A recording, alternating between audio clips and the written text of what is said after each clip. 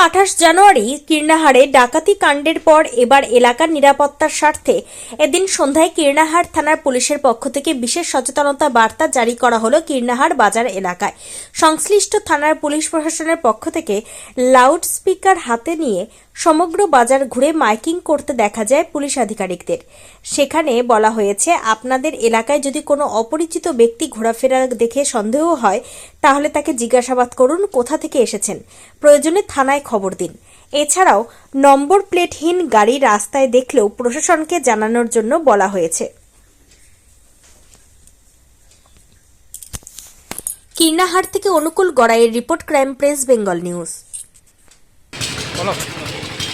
নমস্কার, বীরভূম জেলা পুলিশ ও কীর্ণাহার থানার পক্ষ থেকে এলাকাবাসীর উদ্দেশ্যে জানানো যাচ্ছে যে নাম্বার প্লেটবিহীন গাড়ি যদি দেখতে পান তৎক্ষণাৎ তাকে দাঁড় করান এবং যদি সন্দেহজনক কিছু মনে হয় তৎক্ষণাৎ কীর্ণাহার থানাকে জানান।